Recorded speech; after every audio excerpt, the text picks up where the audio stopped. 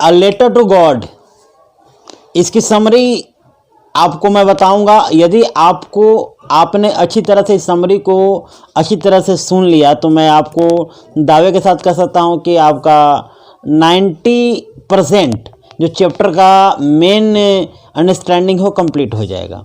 तो सबसे पहले मैं शॉर्ट तरह से समरी बताऊंगा, जो ज़्यादा क्वेश्चंस उसी के ऊपर बेस होते हैं। चैप्टर नंबर 2 है, जो क्लास 10 की बहुत इंपॉर्टेंट चैप्टर है, बहुत ही अच्छा चैप्टर है।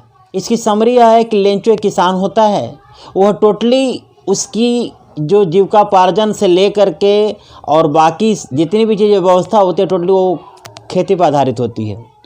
और वह रहता है टॉप ऑफ द हिल, पहाड़ की ऊंची चोटी पर रहता है, अकेला उसका अपना घर होता है, वहीं पे अपने परिवार के साथ रहता है। उसके परिवार में उसकी वाइफ, पत्नी और उसके 2 या 3 बच्चे होते हैं, कंक्लूडिंग करके देखा गया है। तो अब बेचारा अपना गरीबी में जीवन यापन क्योंकि खेती पर निर्भर रहना, और पूरी तरह से निर्भर यह रहता है कि जब ऊपर से प्रकृति बारिश देगी तो उसका खेत की सिंचाई होगी, धूप अच्छी तरह से होगा, हवाएं बहेंगी, इन सब कुछ उसका प्रकृति पर निर्भर रहता है।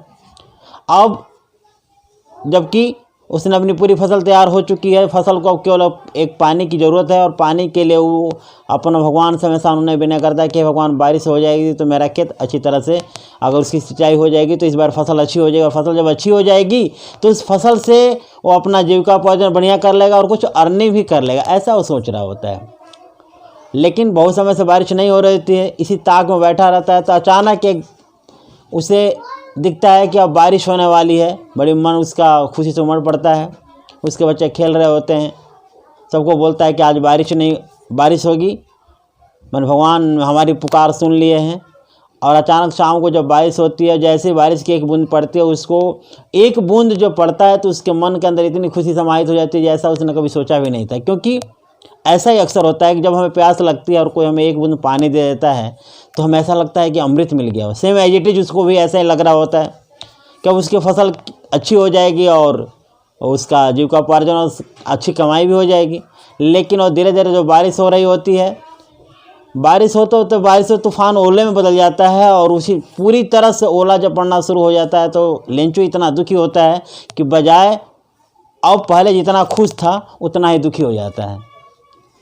अब ओले पड़ जाते हैं, ओले पड़ने से जो फसल अच्छी हो रही थी या बहुत अच्छी थी, अब उसको केवल पानी की आवश्यकता थी, पूरी तरह से फसल नष्ट हो जाती है।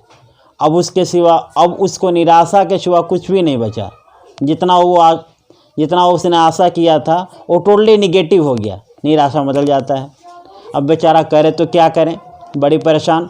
उसके पास केवल उसका एक अपना घर था, हेल्प किससे ले? अब उसके मन में एक ही विचार आता है कि मैं करूँ तो क्या करूँ, हे भगवान। अब उसके पास एक ही हेल्प बता है कि भगवान के अलावा कोई मेरी मदद कर नहीं सकता है। तो बैठ करके वो एक भगवान को एक पत्र लिखता है, भगवान को पत्र लिखता है, और वही ए लेटर टू गॉड, और विदाउट एनी एड्रेस, उसके ऊपर कोई पता नहीं रखता है, ऐसे बिना एड्रेस के लेके जाता है पोस्ट ऑफिस थोड़ा दूर रहता है, वहाँ ले जाकर जब छोड़ने जाता है डाकिया को देता है छोड़ने के लिए, भाई मेरा पोस्ट ऑफिस में डाल देना। अब वो डालने के लिए सोच रहे होता है तो, लेकिन जब डाकिया देखता है बोलता है भाई तो इसमें तो लेटर टू गॉड लिखा हुआ, लेकिन कोई एड्रेस नहीं दिया होता है। तो बड़ी मुस्कुराता है, बेचारा चला आता है। अब लेकिन एक फेथ जो वहाँ पे पोस्ट मास्टर होता है देखता है, बोलता है कि काफ़ी इसके अंदर फेथ है, इसके लेटर के अंदर काफ़ी फेथ है, भगवान के प्रति बड़ी इसकी आस्था है, और बोलता है कि इसके आस्था विश्वास में इतनी बड़ी है तो टूटनी नहीं चाहिए। इसके लिए जब वो लेटर खोल के पढ़ता है तो लेटर में लिखा होता है कि भगवान इस बार हमारी फसल नष्ट हो गई, आप हमें 100 पेसोज मीन्स होता है फ्रेंच की एक करेंसी होती है, पीसोज बोली जाता है, हमें 100 पीसोज भेज दीजिए ताकि कम से कम इस बार का गुजारा हमारा चल जाए। अब ये पढ़ करके जो पोस्ट मास्टर होता है उसको काफ़ी ऐसा लगता है कि भाई कुछ ना कुछ व्यवस्था करनी चाहिए, इसको इतनी आस्था है, इतना विश्वास है। और वो क्या करता है कि सभी जितने भी पोस्टमैन उसके साथ में सहकर्मचारी होते हैं उनसे वो चंदा के बदौलत 70 पेसोज इकट्ठा हो पाता है। बहुत समय वेट करते करते लेंचो जो होता है बड़ी उदास मन से फिर वो उस पोस्ट ऑफिस में पहुंचता है और जाकर पूछता है कि भाई भगवान के पास से कोई पत्र उत्र आया है क्या? तो पोस्ट मास्टर को पता चल जाता है कि वही है जो पिछली बार आया था, बोला हाँ आया है, चलो ले लो। अब ये सोचता है पोस्ट मास्टर कि शायद, अब वो पहुंचता है वहाँ पे, तो पोस्ट मास्टर बोलता है कि वही आदमी है जो पिछले कुछ समय पहले आया हुआ था और जिसने letter to God without address यहाँ पोस्ट किया था। उसने पूछा कि हाँ भाई, आप मेरा कोई लेटर उटर आया है क्या भगवान की तरफ से? बोला हाँ आपका लेटर तो आया हुआ है। बोला ये लीजिए, विथ इन्वॉल्व होता है। अब ये पोस्ट मास्टर सोच के उसको देता है कि शायद ये बहुत खुश हो जाए कि भगवान ने मेरे लिए मुझे इतने पैसे दिए हैं और मैं बहुत अपने आप को शुक्र महसूस करेगा ये। लेकिन होता अपोजिट ये है, जैसे ही लेंचो ने अपना जो वो इन्वॉल्व खोला तो बजाय खुशी होने का दुखी हो जाता है। रीज़न क्या होता है? बोला कि हद कर दिया भाई, मैंने मांगा था 100 पेसोज, भगवान ने दे दिया 70 पेसोज।